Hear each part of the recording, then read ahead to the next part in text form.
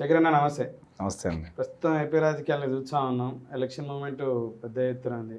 జగన్మోహన్ రెడ్డి గారేమో ఒక 1 month కిందటనే అభ్యర్థులను ప్రకటించడం జరిగింది. వీళ్ళు నిన్నటితో అభ్యర్థులని మొత్తం కూడా ప్రకటించుకోవడం జరిగింది. 175 ఏదైతే అసెంబ్లీ స్థానాలు ఉన్నాయో 25 పార్లమెంట్ స్థానాలు.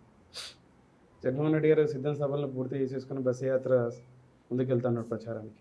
నిన్న అనంతపూర్లో చూసాం మనం, చెప్పులు వారిపైన విసిరేయడం. దీన్ని ఎలా చూస్తున్నారు? చెప్పులు విసిరేశారు అని చెప్పి మీకు ఎవరు చెప్పారు? విజువల్ చూశారు కదా.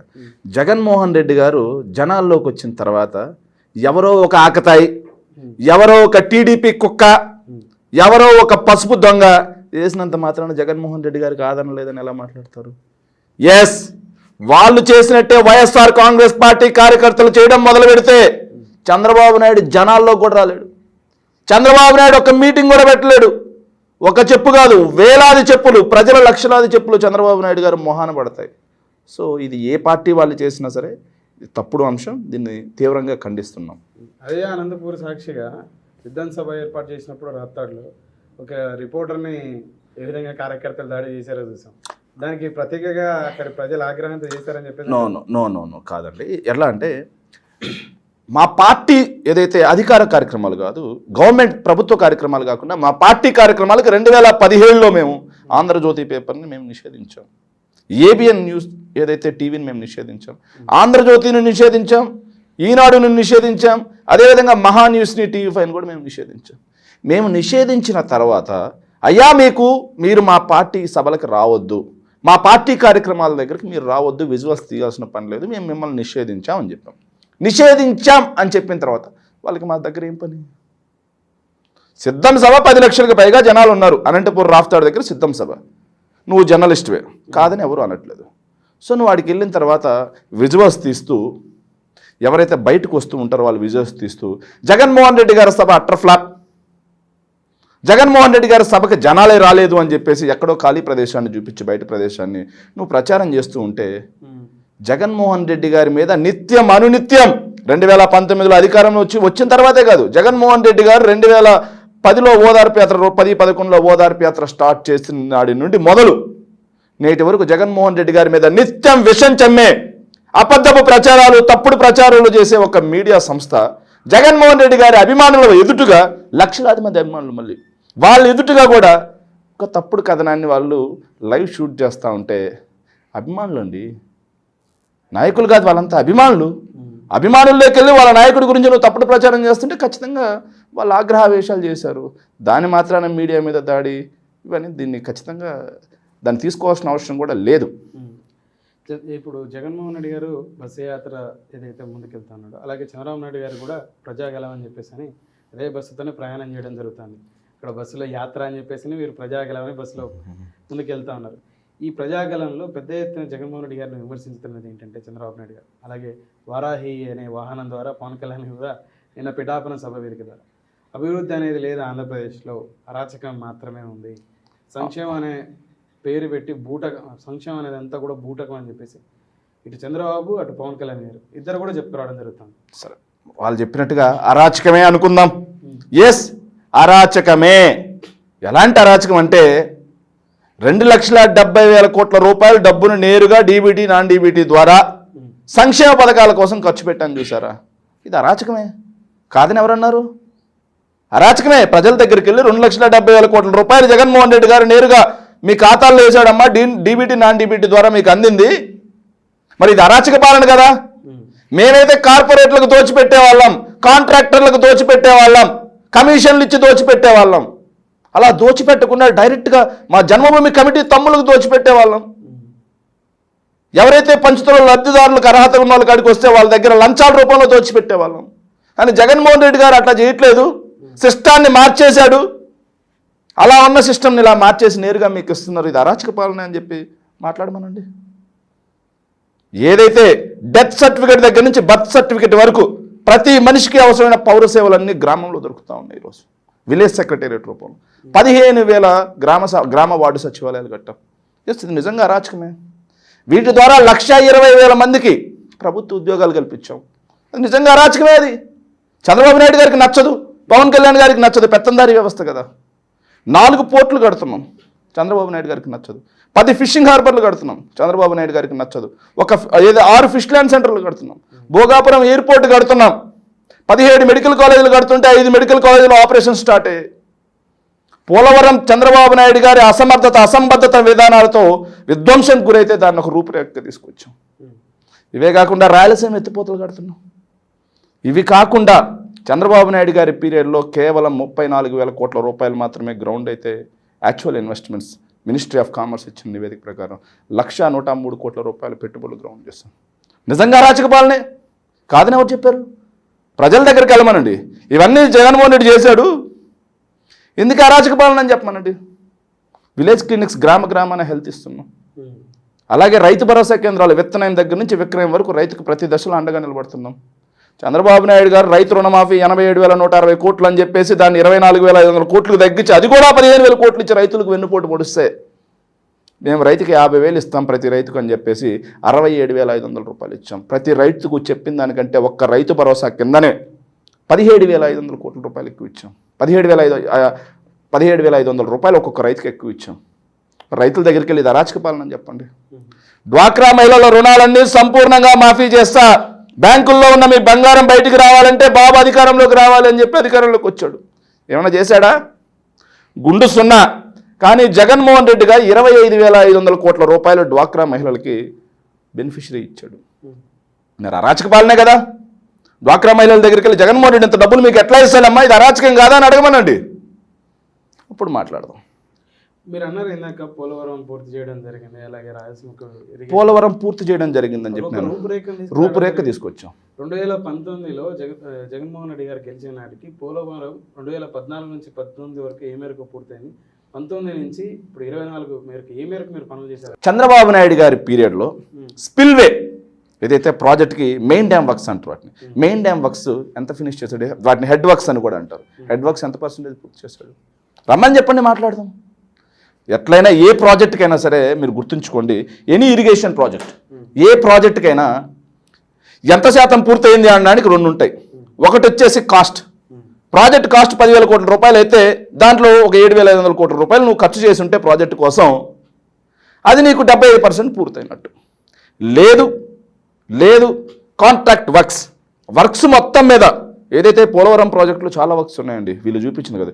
హెడ్ వర్క్స్ ఒకటి ఉంది, ఎర్త్ కమ్ రాక్విల్ డ్యామ్ ఉంది, నెక్స్ట్ అవి కాకుండా రైట్ మెయిన్ కెనాల్కి లెఫ్ట్ మెయిన్ కెనాల్కి సొరంగం ఉంది, అవి కాకుండా హైడ్రో పవర్ ప్రాజెక్ట్ ఉంది, ఇవన్నీ ఉన్నాయి. వీటిల్లో హైడ్రో పవర్ ప్రాజెక్ట్ని చంద్రబాబు నాయుడు గారు చేసింది గుండు సున్నా.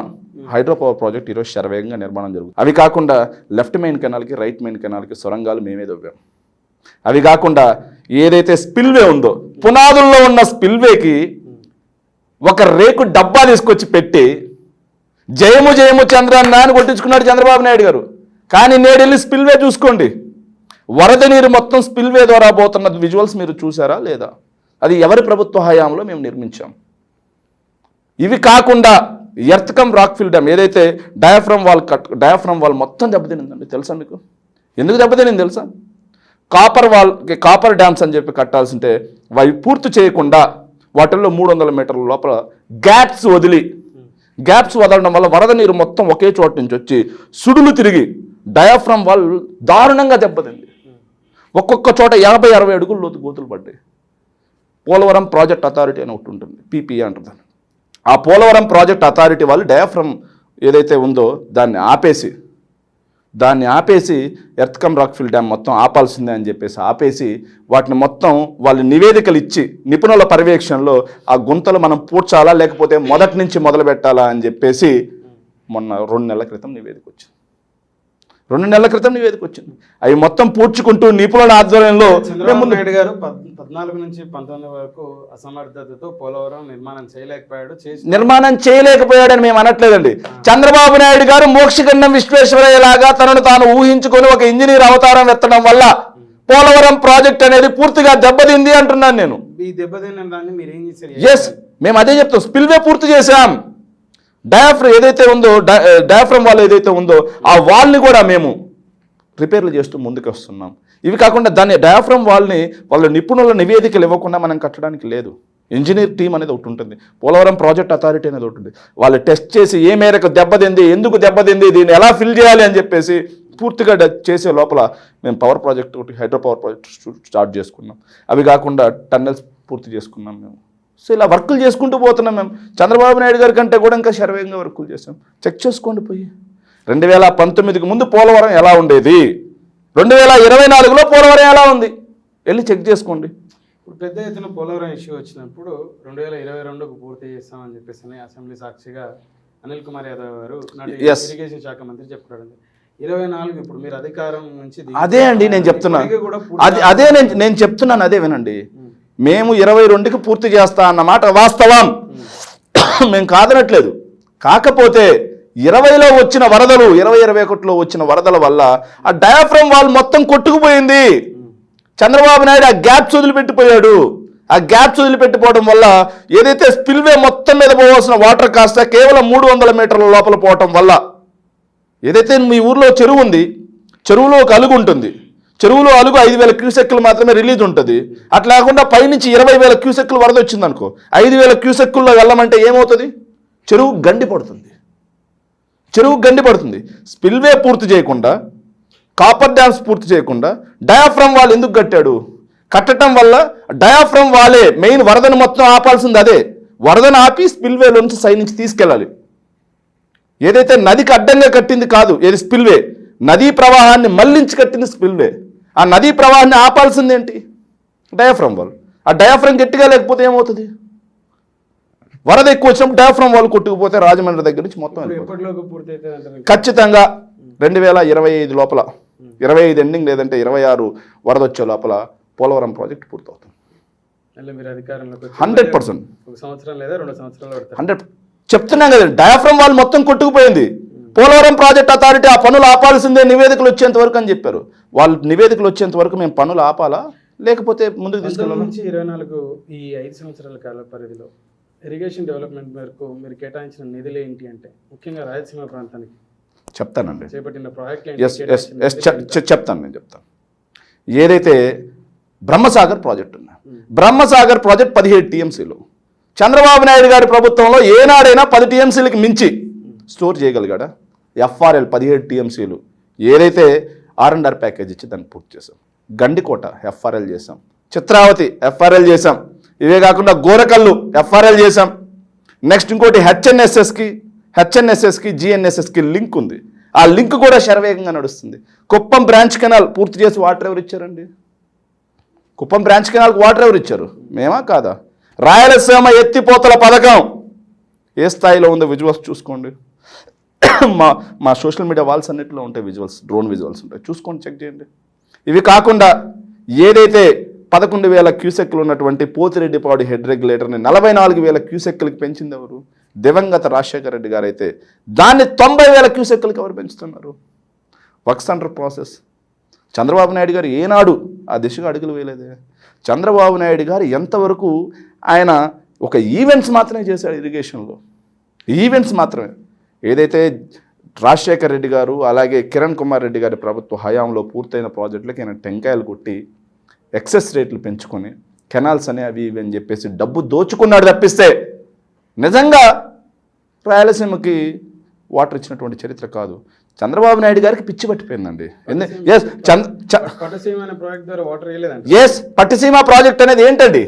పట్టిసీమ ప్రాజెక్ట్ ఒకటి బూటకం. 2017లోనే మాట్లాడాం మేము. వైఎస్ రాజశేఖర రెడ్డి గారు కట్టినటువంటి పోలవరం కుడి కాలువ మీద 1800 కోట్ల రూపాయలుతో లిఫ్ట్ పెట్టాడు. ఆ లిఫ్ట్కి పెట్టినటువంటి ఆ లిఫ్ట్ అండి, పట్టిసీమ దగ్గర లిఫ్ట్, అది అసలు అవసరం లేదు లిఫ్ట్ అని చెప్పేసి ఇరిగేషన్ నిపుణులు చెప్పినా సరే, ఇరిగేషన్ నిపుణులంతా వారించినా సరే, కమిషన్ల కోసం పట్టిసీమ లిఫ్ట్ అనేది పెట్టాడు. ఆ పట్టిసీమ లిఫ్ట్కి పెట్టిన టైంలో పోలవరం ప్రాజెక్ట్ మీద 1800 కోట్లు ఇన్వెస్ట్ చేయొచ్చు. నో. ఆ లిఫ్ట్ ఏంటో తెలుసా? ఆ మోటార్లు, లిఫ్ట్ మోటార్లు ఎక్కడి నుంచి తీసుకెళ్ళారు తెలుసా? హంద్రినీవా పంపులు.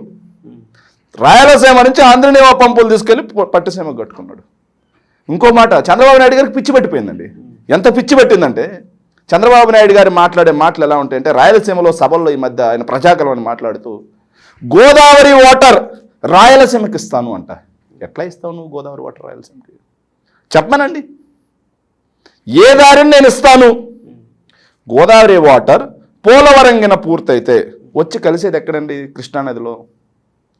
వచ్చి కృష్ణానదిలో ఎక్కడ కలుస్తుంది గోదావరి వాటర్ చెప్పండి? ఏదైతే విజయవాడకి పైన కలుస్తుంది, శ్రీశైలంలో కలుస్తుందా గోదావరి వాటర్ వచ్చి? ఇక్కడ సాధ్యపడుతుంది అదే నేను అడుగుతున్నాను. చంద్రబాబు నాయుడు గారికి పిచ్చి పెట్టింది రాష్ట్ర ప్రజలందరికీ. ఆ పిచ్చి ఎక్కించడం కోసం ఒక సైకోలాగా తిరుగుతున్నాడు చంద్రబాబు నాయుడు. ఎలా చెప్పమానండి?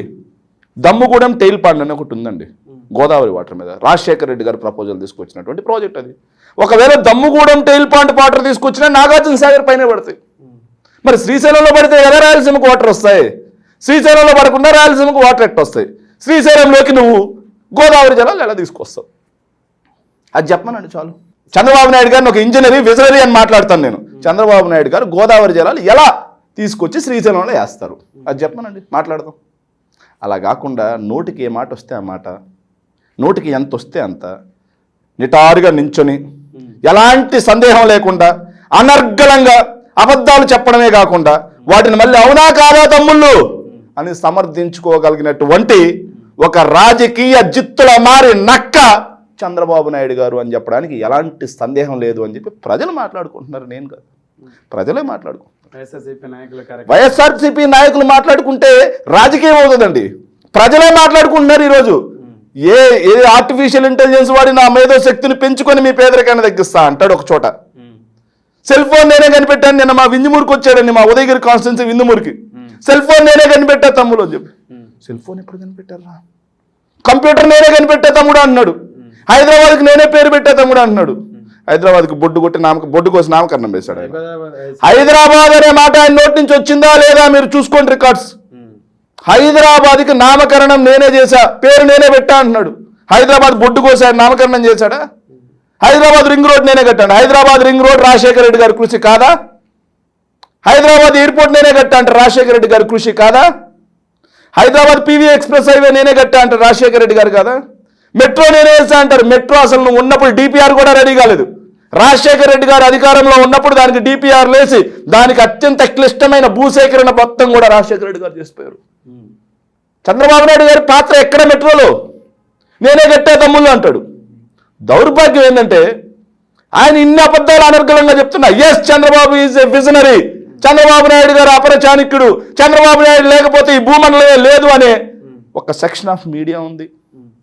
చంద్రబాబు నాయుడు గారు నందిని చూపించింది పంది అంటే ఎస్ ఇది పందే, దీన్ని కనిపెట్టింది చంద్రబాబు నాయుడే, దీనికి నామకరణం కూడా చంద్రబాబు నాయుడే చేస్తాడు, చంద్రబాబు నాయుడు నేతలు లేకపోతే పంది జాతే లేదు అని మాట్లాడే చూపించే వీడియో ఏదైతే మీడియా ఉంది, వీటన్నిటిని సమర్థించే తెలుగు గొర్రెలు కూడా కొంతమంది ఉన్నారు.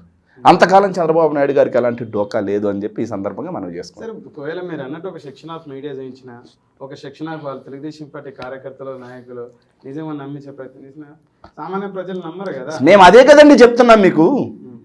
మీడియాలో ఆంధ్రజ్యోతి, ఈనాడు, ఐటీ రంగాన్ని చంద్రబాబు నాయుడు గారు మాట్లాడదామా? ఐటీ రంగంలో చంద్రబాబు నాయుడు గారి ప్రభుత్వ హయాంలో ఎక్స్పోర్ట్స్ ఎంత, ఏదైతే హైదరాబాద్నే తీసుకుందాం, కంపేర్ టు హైదరాబాద్ ఉమ్మడి ఆంధ్రప్రదేశ్ని తీసుకున్నాం. విభజిత ఆంధ్రప్రదేశ్ వద్దు. 9 సంవత్సరాలు ముఖ్యమంత్రిగా ఉన్నాడు.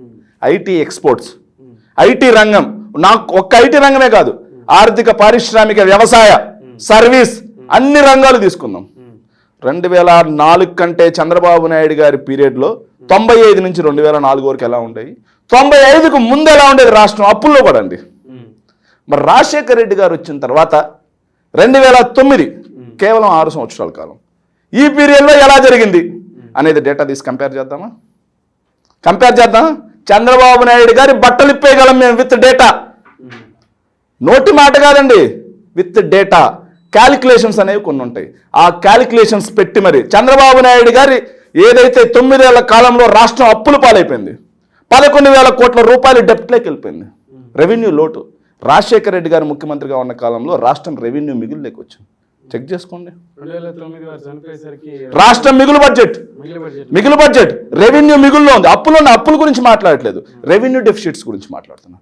చంద్రబాబు నాయుడు గారి పీరియడ్ కంటే కూడా అప్పుల శాతం తగ్గించారు రాజశేఖర రెడ్డి గారు. చంద్రబాబు నాయుడు గారి పీరియడ్ కంటే కూడా వ్యవసాయ ఉత్పత్తులు, సర్వీస్ ఏదైతే సాఫ్ట్వేర్ ఉత్పత్తులు, చంద్రబాబు నాయుడు గారి పీరియడ్ కంటే హైదరాబాద్లో ఐటీ లేదనుకుంటున్నారా మీరు? హైదరాబాద్లో ఐటీ లేదనుకుంటున్నారా? దేశంలోనే సెకండ్ ప్లేస్ చంద్రబాబు నాయుడు గారు రాకముందు. కానీ చంద్రబాబు నాయుడు గారి పీరియడ్ వచ్చిన తర్వాత 5th ప్లేస్కి వచ్చాం మనం. ఏందని బీకింది? గ్లోబలైజేషన్లో భాగంగా ఏదైతే పివి నరసింహారావు గారు అలాగే మన్మోహన్ సింగ్ గారి కృషి వల్ల ప్రపంచీకరణలో భారతదేశం కూడా పాల్గొంది. టెక్నాలజీ అవసరం అనేది గుర్తెరిగారు. టెక్నాలజీ అవసరం గుర్తయిన తర్వాత వాళ్ళిద్దరూ దానికి ముందుగా అడుగులు వేస్తే ప్రపంచం మొత్తం కూడా కంపెనీలన్నింటినీ అన్ని దేశాల్లో విస్తరించడం స్టార్ట్ చేశారు. విస్తరించడం స్టార్ట్ చేసినప్పుడు హైదరాబాద్కు ఉన్నటువంటి నైసర్గిక స్వరూపం అనేది ఒకటి ఉంటుంది. ఇది బేసికల్గా పెద్ద సిటీ, నిజామ్స్ టైం నుంచి ఉన్నటువంటి సిటీ. ఇది చంద్రబాబు నాయుడు ఏం కట్టలేదు. చంద్రబాబు నాయుడు గారు హైదరాబాద్ రాకముందు ఇక్కడ హైదరాబాద్లో ఎయిర్పోర్ట్ ఉంది, బేగంపేట ఎయిర్పోర్ట్. చంద్రబాబు నాయుడు గారు కుప్పంలో బళ్ళకి వెళ్ళే టైంలోనే ఇక్కడ Secunderabad railway station, Nampally railway station ఉంది.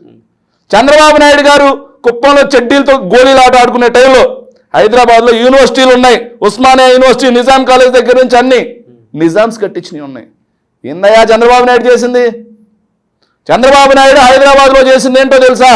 హైటెక్ సిటీ పేరుతో తన కులపు వాళ్ళందరికీ భూములు దోచిపెట్టడం మాత్రమే చంద్రబాబు నాయుడు గారు చేశారు అని చెప్పేసి ఇతర దేశాల నుంచి కూడా ఇక్కడికి వచ్చి రీసెర్చ్ చేసిన వాళ్ళు కూడా బుక్స్ రాశారు. వేల మంది ఈరోజు ఏదైతే ఉపాధి పొందుతా ఉన్నారో ఆ హైటెక్ సిటీ సైబరాబాద్ నిర్మాణం కారణం చేత అని చెప్పేసి. ఎస్, ఏంటి సైబరాబాద్ నిర్మాణంలో ఆయన చేసింది ఏంటి అని నేను అడుగుతున్నా. ఎస్, సైబర్ టవర్స్ని ఎవరైనా నిర్మించింది? ఎవరు సైబర్ టవర్స్కి పునాది రాయి వేశారు? సైబర్ టవర్కి పునాది రాయి వేసింది నేదురుమల్లి జనార్దన్ రెడ్డి గారు కాదా? ఎవరి పీరియడ్లో వేసాడయా? రాజీవ్ గాంధీ గారి స్వహస్తాలతో కాదా? నేదురుమల్లి జనార్దన్ రెడ్డి గారు కాదా వేసింది? నేదురుమల్లి జనార్దన్ రెడ్డి గారు వేసిన దాన్ని ఈయన కొనసాగించి మళ్ళీ శంకుస్థాపన చేశారు. జరగాలి చెల్లికి మళ్ళీ మళ్ళీ పెళ్ళి అంటారు కదా. చంద్రబాబు నాయుడు గారికి శంకుస్థాపనల మీద శంకుస్థాపనలు, ప్రతిదాన్ని జాతికి అంకితం చేయడం. పోలవరంలో అయితే గేట్ని జాతికి అంకితం చేశారు, డయాఫ్రమ్ వాళ్ళని జాతికి అంకితం చేశారు, స్పిల్వేని జాతికి అంకితం చేశాడు. అట్లా పోలవరంలో ఒక్కొక్క అంశానికి ఒక్కొక్క ఈవెంట్ చేశాడు. అట్లా దీన్ని కూడా ఈవెంట్ చేశాడు తప్పిస్తే ఏం చేశాడు? చంద్రబాబు నాయుడు గారు అభివృద్ధి ఏం చేయలేదంటారు. అభివృద్ధి చేయలేదని నేను అట్లా. హైదరాబాద్ మొత్తానికి నాదే బాధ్యత అంటే మాత్రం ఒప్పుకోం. చంద్రబాబు నాయుడు గారి కంటే కూడా రాజశేఖర రెడ్డి గారి హయాంలోనే హైదరాబాద్ ఎక్కువ అభివృద్ధి చెందింది. రింగ్ రోడ్ రాజశేఖర రెడ్డి గారి కృషే, ఎయిర్పోర్ట్ రాజశేఖర రెడ్డి గారి కృషే, ఎక్స్ప్రెస్ వేస్ రాజశేఖర రెడ్డి గారి కృషే. ఏదైతే ఈరోజు నిర్మాణంలో ఉన్నట్టు ఏదైతే టీఆర్ఎస్ గవర్నమెంట్ వచ్చిన తర్వాత కూడా నిర్మించినటువంటి ఏదైతే ఫ్లైఓవర్స్ ఉన్నాయో ఆ జైకా నిధులు కూడా, జపాన్కి చెందినటువంటి జైకా నిధులు కూడా రాజశేఖర రెడ్డి గారి కృషే. అవి కూడా రాజశేఖర రెడ్డి గారి హయాంలోనే మంజూరైనటువంటి నిధులు అని చెప్పి స్పష్టంగా చెప్పగలను. చిన్న ఇంటరప్షన్. 2004 చంద్రబాబు నాయుడు గారు అధికారం కోల్పోయి రాజశేఖర రెడ్డి గారు ముఖ్యమంత్రి అయిన నాటికి ఉన్నటువంటి, అంటే వారు దిగిపోయే నాటికి చేసినటువంటి అప్పు ఎంత, రాష్ట్రం అప్పు ఎంత ఉండింది? అలాగే 2009 రాజశేఖర రెడ్డి గారు మరణం అయిన తర్వాత మరొకరు రోషయ్య గారు ముఖ్యమంత్రి అయినాటికి ఉన్న అప్పు ఎంత? ఎస్, ఖచ్చితంగా చెప్తాను. మీరు ఒక్క నిమిషం ఆపగలిగితే. తప్పకుండా. మిత్రులకు మీరు చూడండి మిత్రులకు విజ్ఞప్తి ఏంటంటే, చాలా పెద్ద గొంతుతో చెప్పుకోవచ్చు అన్నారు శేఖర్ రెడ్డి గారు, విడపరెడ్డి శేఖర్ రెడ్డి గారు. ఏంటంటే చంద్రబాబు నాయుడు గారి పాత్ర చాలా తక్కువ ఉంది హైదరాబాద్ డెవలప్మెంట్లో, కానీ వారే నేను హైదరాబాద్ నిర్మించిన అని చెప్పుకోవడం జరుగుతుంది. ఐటీని పెద్ద ఎత్తున డెవలప్ చేసిన అని చెప్పేసి వారు చెప్పడంతో పాటు వారు ఒక సెక్షన్ ఆఫ్ మీడియా కానీ ఒక సెక్షన్ ఆఫ్ పీపుల్ కానీ పెద్ద ఎత్తున ప్రొజెక్ట్ చేయడం జరుగుతూ ఉంటుంది. తప్పుడు ప్రచారాన్ని పెద్ద ఎత్తున ప్రజల్లో పంపించే ప్రయత్నం చేస్తుంటారు. ఈ వీడియో చూసినటువంటి ఎవరైనా ఇక్కడ హైదరాబాద్లో ఎంప్లాయ్మెంట్ పొందుతూ ఉన్నటువంటి వ్యక్తులు మీకు ఏమైనా అవగాహన ఉంటే కింద కామెంట్లో ఇందులో నిజం ఎంత, వారి అభిప్రాయంతో ఏకీభవించే వాళ్ళు లేకపోతే ఆ ఏకీభవించని వాళ్ళు మీ కామెంట్ తెలియపరచగలరు. ఏమంటారు శేఖర్? ఖచ్చితంగా 1 minute నేను తీస్తున్నాను దగ్గర. పాత ముందే అడుగుంటే ముందే తీసేవన్నా డేటా కంప్లీట్లీ. అంతే కదా, ఇప్పుడు మీరు చెప్పిన దాంట్లో వాస్తవం 100%. ఎవరైనా దీని గురించి మాట్లాడొచ్చు. హైదరాబాద్ లో ఉన్నటువంటి సాఫ్ట్వేర్ ఎవరైనా మాట్లాడొచ్చు. పిలుపు ఈ వీడియో చూసినటువంటి మిత్రులు ఎవరైనా ఉంటే ఎస్ మాట్లాడొచ్చు. హైదరాబాద్ లో ఎంప్లాయ్ ఉంటే ఎస్ మాట్లాడొచ్చు. ఉపాధిని పొందారు, ఎస్ ఏ కారణం చేత పొందారు చెప్తాను. 98, 99లో వాస్తవంగా చెప్పాలంటే 94, 95 టయానికి ఏదైతే 94, 95 మూడోసారి తెలుగుదేశం ప్రభుత్వం అధికారంలోకి వచ్చే టయానికి రాష్ట్రంలో సాఫ్ట్వేర్ ఎగుమతులు 250 కోట్లు. అంటే ఏదైతే దేశం మొత్తం మీద 250 కోట్లు ఉంటే రాష్ట్ర వాటా 22 కోట్లు. అంటే దాదాపుగా 9%. దేశంలోనే 3వ స్థానంలో మనం ఉండేవాళ్ళం. దేశంలో 3వ స్థానంలో చంద్రబాబు నాయుడు గారు సీఎం కాకముందు ఆంధ్రప్రదేశ్లో సాఫ్ట్వేర్ ఎగుమతులు ఉండేవి. కానీ 98, 99 సంవత్సరానికి వచ్చేసరికి రాష్ట్రంలో ఎగుమతులు 22 కోట్ల నుంచి 575 కోట్ల రూపాయలకు పెరిగిన మాట వాస్తవం.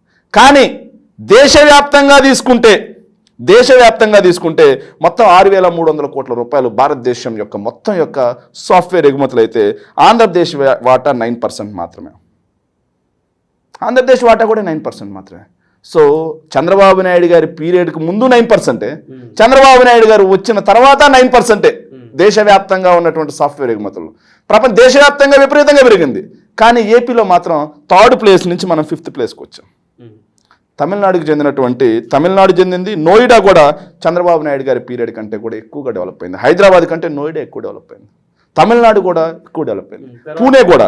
ఎస్, ఇవి కాకుండా ఏదైతే రాజశేఖర రెడ్డి గారు 2004 ఎక్కేసరికి 5,025 కోట్ల రూపాయలు విలువైన ఐటీ ఎగుమతులు ఉండేవి. రాజశేఖర రెడ్డి గారు ఎక్కేటానికి 5,025 కోట్ల రూపాయల ఐటీ ఎగుమతులు ఉంటే ఆయన 2010 నాటికి అది 36,000 కోట్ల రూపాయలకు పెరిగిందండి.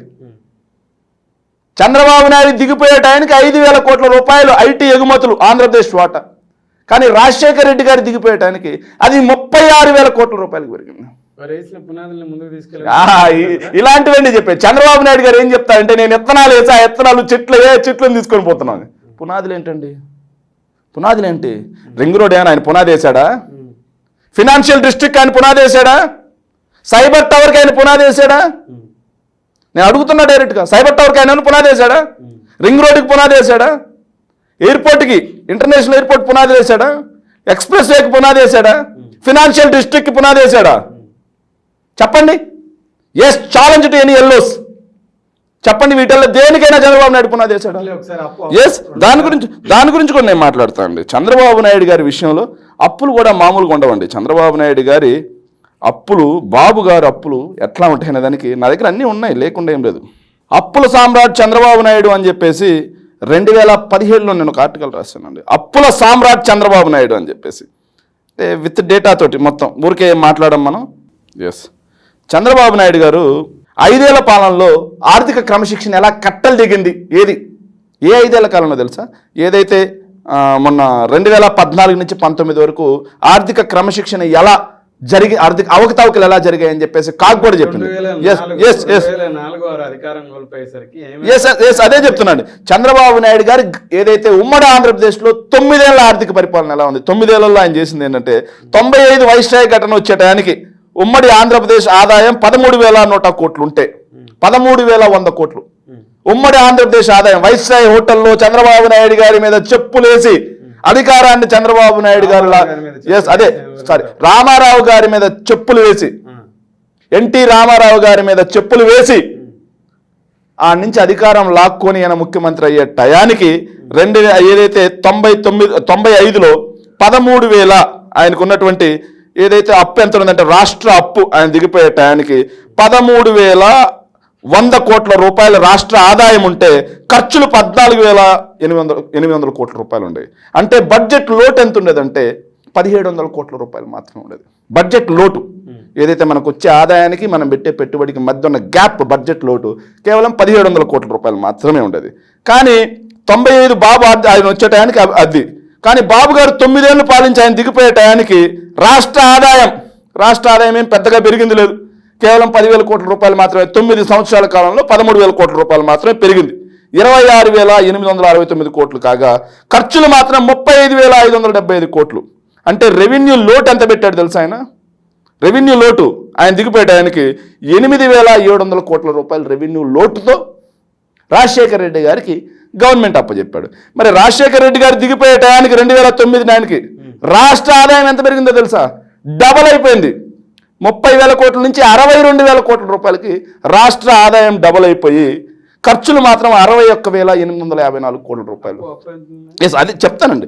61,854 కోట్ల రూపాయలకి రాష్ట్రం యొక్క ఖర్చులు పెరిగాయి అన్నమాట. సో ఆడ రెవెన్యూ లోటు ఎంత ఉంది తెలుసా అండి?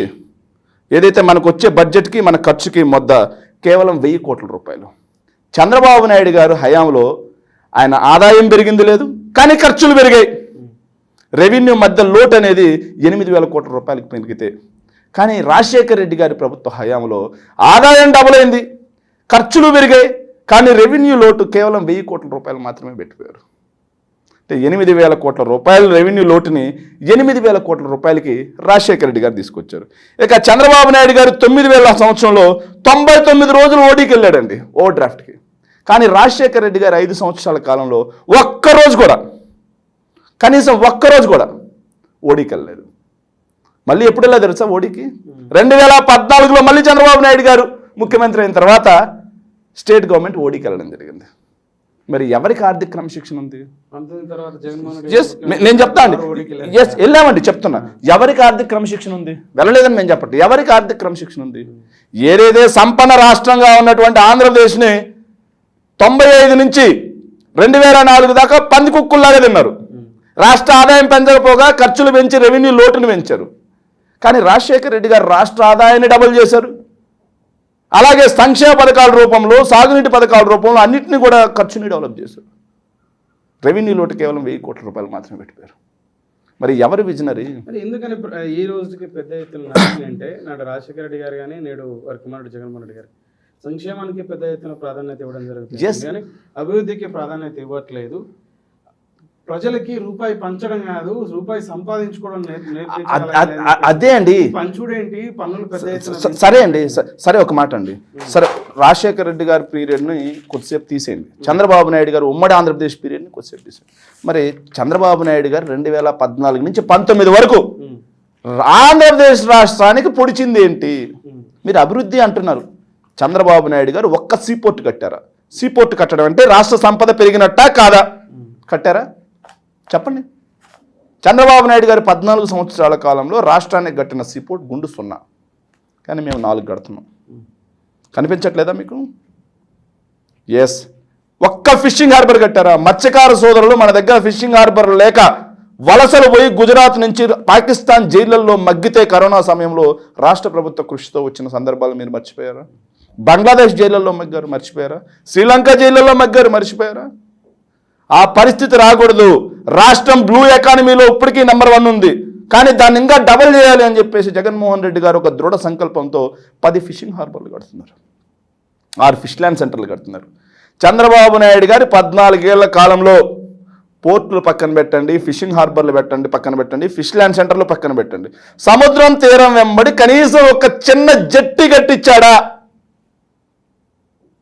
ఏంటి మరి చంద్రబాబు నాయుడు చేసిన అభివృద్ధి ఏంటి? చంద్రబాబు నాయుడు గారు 14 ఏళ్ల ప్రభుత్వ కాలంలో ఒక్క మెడికల్ కాలేజ్ కట్టించాడా? గవర్నమెంట్ మెడికల్ కాలేజ్, నేను ప్రైవేట్ మెడికల్ కాలేజ్ గురించి నేను మాట్లాడు. ఒక్కటి చెప్పండి చాలు. కానీ జగన్మోహన్ రెడ్డి గారు కేవలం 5 సంవత్సరాల ప్రభుత్వ హయాంలో 5 మెడికల్ కాలేజీలు ఆపరేషన్స్లోకి వచ్చాయి. 12 మెడికల్ కాలేజీలు, మిగిలిన 12 మెడికల్ కాలేజీలు శరవేగంగా నిర్మాణంలో ఉన్నాయి. మరి ఏంటి అభివృద్ధి? రెండింటి మధ్య డిఫరెన్షియేషన్ తీసుకోండి. ఇది అభివృద్ధి కాదా?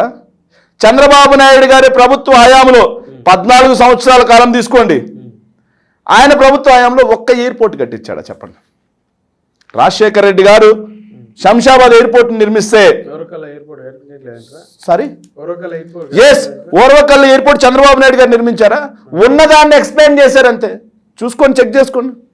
ఇంటర్నేషనల్ ఎయిర్పోర్ట్ చెక్ చేసుకోండి. మీరు ఏదైతే ఇది గన్నవరం ఎయిర్పోర్ట్ తీసుకోండి, ఇంతకుముందు ఉన్నదాన్ని పౌర విమానయాల శాఖ ద్వారా అప్గ్రేడేషన్ చేశారు, అంతేగాని కొత్తగా ఒక ఎయిర్పోర్ట్ నిర్మించారు. చంద్రబాబు నాయుడు 14 నుంచి 19 వరకు డెవలప్మెంట్ ఏం చేయలేదు. మరి శ్రీ సిటీలో ఇండస్ట్రీస్ చెప్తానండి, మీ నెల్లూరులో ఇండస్ట్రీస్ ఎలా చెప్తాను. నేను ఎవ్రీథింగ్ ఐ విల్, నేను ప్రతి దాని గురించి మాట్లాడతాను. మీరు కంగారు పడాల్సిన ఏం పని లేదు. చంద్రబాబు నాయుడు గారితో కంపేర్ చేసి అరటిపండు ఒలిచి నోట్లో పెట్టినట్టుగా ప్రజలతో పాటుగా మీకు కూడా విమర్శ అందిస్తాను. మీరు కంగారు పడాల్సిన పని ఏం లేదు. ఎస్, నిమ్మలంగా మాట్లాడదాం. కంగారు మరి ఏమైంది? అది అభివృద్ధి కాదా? చంద్రబాబు నాయుడు గారి ప్రభుత్వ హయాంలో ఏ స్కూల్కైనా కనీసం ఒక మరుగుదొడ్డైనా కట్టించడం చూపించమనండి, మాట్లాడదాం. Yes, challenge. కానీ జగన్మోహన్ రెడ్డి గారు ఈరోజు నాడు నేడు ద్వారా బాగు చేసిన స్కూల్స్ ఎన్ని? ఇంగ్లీష్ మీడియం ఎన్ని స్కూల్స్? డిజిటల్ బోధన ఎన్ని స్కూల్స్లో నడుస్తుంది? Bilingual text books. ఇంతకుముందు నేను గవర్నమెంట్ బళ్ళలో, నేను కూడా గవర్నమెంట్ ప్రభుత్వ పాఠశాల విద్యార్థిని. చంద్రబాబు నాయుడు గారే నేను స్కూల్లో ఉన్నప్పుడు ముఖ్యమంత్రిగా ఉండేవాడు 2004 ముందు. నాకు టెక్స్ట్ బుక్స్ వచ్చింది ఎప్పుడో తెలుసా అండి? డిసెంబర్లో అందాయి. జూన్లో స్టడీ స్టార్ట్ అయితే డిసెంబర్లో పుస్తకాలు వచ్చాయి. కాదంటారా? కాదనలేని సత్యం ఎవరు? కాదనలేని సత్యం ఎవరు? బడులు ఎలా ఉండేవి? కనీసం తాగడానికి మంచినీరు కూడా దొరకని పరిస్థితి. కానీ నేడు స్కూల్స్ ఎలా ఉన్నాయి? స్కూల్స్లో టాయిలెట్స్ ఎలా ఉన్నాయి? స్కూల్స్లో రక్షిత మంచినీటి పథకం ఎలా ఉంది? స్కూల్స్లో గోరుముద్ద ఎలా ఉంది? పిల్లలు వేసుకునే యూనిఫామ్ ఎలా ఉంది? పిల్లలు చదివే పుస్తకాలు ఎలా ఉన్నాయి? పిల్లలకి చెప్పేటువంటి విద్యా బోధన విధానం మారిందా లేదా? ఏదైతే అవైలబిలిటీ ఆఫ్ ఎడ్యుకేషన్లో కేరళని దాటి నెంబర్ 1 ప్లేస్లోకి మనం ఈరోజు వచ్చామంటే అది మా ప్రభుత్వం చేసిన కృషి కాదా? జగన్మోహన్ రెడ్డి గారి చిత్తశుద్ధికి నిదర్శనం కాదా? బైజూస్ కంటెంట్ కూడా పిల్లలకి ఉచితంగా అందిస్తున్నామంటే, ఏదైతే కార్పొరేట్ స్కూళ్ళల్లో ఈరోజు ఆక్రిడ్ స్కూల్, అలాగే ఢిల్లీ పబ్లిక్ స్కూల్, ఇలాంటి స్కూళ్ళల్లో లభించేటువంటి ఐబీ సిలబస్ విద్యని పేద పిల్లలకి, ఏదైతే గుడిసెల్లో ఉండేటువంటి పేద పిల్లలకి వాళ్ళకి మేము ఈరోజు ప్రభుత్వం ద్వారా అందిస్తున్నామంటే ఇది మానవ వనరుల మీద పెట్టిన పెట్టుబడి కాదా?